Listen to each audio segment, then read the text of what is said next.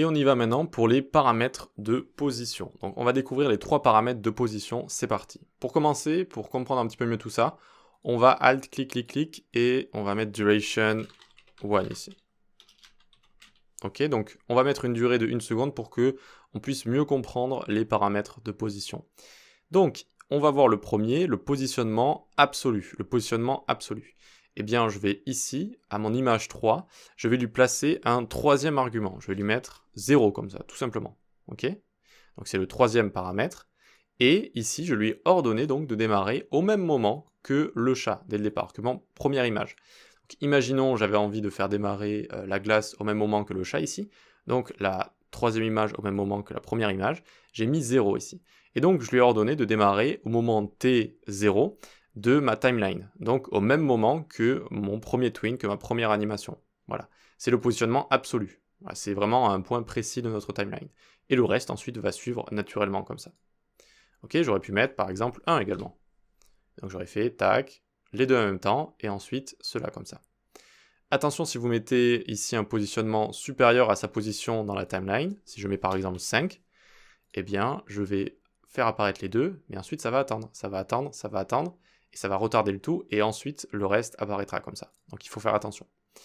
Donc ça c'est le positionnement absolu. Ensuite on a le positionnement relatif qui est très utilisé, notamment pour faire des sortes de cascades d'animation. Donc imaginons ici, vous voyez, on a nos éléments qui se lancent les uns à la suite des autres. C'est un petit peu morne, c'est un petit peu monotone. On aimerait qu'il y ait une sorte de cascade de fluidité, où il se lance, en fait, le second se lance quand celui-ci est en train de se jouer, et le troisième se lance quand celui-ci est en train de se jouer, etc., etc., pour que ce soit plus naturel. Et donc comment on fait? On vient ici, toujours troisième paramètre, et on fait moins est égal 0,75. Et regardez, si j'actualise, vous voyez, tac, tac, tac, tac, tac, tac. En fait, il y a 0,25 secondes qui se joue du premier twin, puis celui-là commence. Donc en fait, ça lui dit démarre à 1 seconde qui est la durée du twin précédent, moins 0,75. Donc le premier twin tourne 0,25 secondes, et ensuite celui-là se lance. C'est le positionnement relatif au twin précédent. Et ensuite il suffit de le copier donc.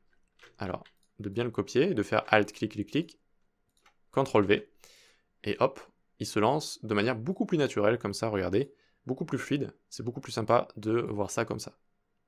C'est ce qu'on fait en général avec les pages d'accueil animées. On essaye d'avoir des positionnements relatifs pour essayer de fluidifier tout ça. Donc c'est très utilisé ça, c'est très utilisé. Donc on a le moins est égal, on a également le plus est égal. Donc ça fait l'inverse. Et donc hop, à chaque fois ça va attendre 0,75 de plus. Voilà, donc ça va délayer tout ça si on veut. Ok? Très bien. Allez, on va voir maintenant la troisième façon d'avoir un paramètre de position.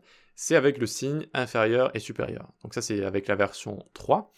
Et donc par exemple je veux que le mont Fuji démarre au même moment que le chat juste ici, mais sans lui donner de valeur absolue que finalement j'aurais à calculer ou quoi que ce soit. Bon là le calcul serait pas très dur, j'aurais juste à mettre 0, mais bon imaginons. Ici je fais virgule et je mets le signe inférieur comme ça. Et donc vous voyez qu'ils vont démarrer en même temps. Donc ce que ça veut dire c'est tu démarres au même moment que le début du twin précédent. Voilà, tac, tac, tac. Ok? Pas très compliqué. On a également le signe supérieur. Tu démarres à la fin du twin précédent. Donc inférieur, c'est au début du twin précédent. Et supérieur, c'est à la fin du twin précédent. En fait, c'est comme si on n'avait rien fait ici, ça aurait fait la même chose. Mais vous allez voir que dans un cas pratique que je vais vous montrer juste après, ça peut être utile. Donc on revient sur le signe inférieur, donc au début du twin précédent. Et on peut ici, par exemple, rajouter quelque chose. Donc 0,5 secondes après le début du twin précédent. Ok? Et donc on a bien, tac, tac, 0,5 secondes. Ce qu'on aurait pu faire, par exemple, 2 comme ça. Et donc on a, hop, on attend 2 secondes. Et ensuite, vous voyez que c'est un peu plus explicite comme ça. Et ensuite, ça se joue. Très bien. Et on aurait pu avoir un signe inférieur également. Donc ici, on aurait pu venir là, faire moins 0,5 secondes à partir du début du twin précédent. Et donc vous voyez que la glace se lance avant que le mont Fuji. Parce que c'est moins 0,5 secondes avant le mont Fuji. Voilà, voilà, très bien. Et pour terminer ça, on va mettre les deux derniers en commentaire. Et ici, donc on va avoir duration, très bien. Imaginons celui-là, je le place de manière absolue ici, et lui, je le place juste là. Donc on a d'abord le mont Fuji, ensuite on va avoir la première image qui se joue après 1 seconde, et ensuite on aura notre glace qui suit tout ça, d'accord, qui suit naturellement le flow. Donc on va avoir d'abord le Mont Fuji hop qui est placé à 0, puis lui au bout d'une seconde, puis ça qui suit comme ça. Donc lui se lance au bout de 2 secondes. 1 seconde, 2 secondes, et ça se lance. Ok?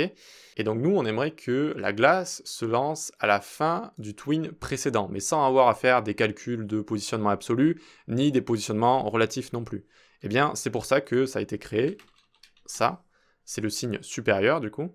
Et vous voyez que la glace va se lancer au moment où ce twin termine, au moment où le twin précédent termine, au lieu d'attendre eh bien, que le chat soit terminé pour continuer la continuité naturelle de notre timeline juste ici.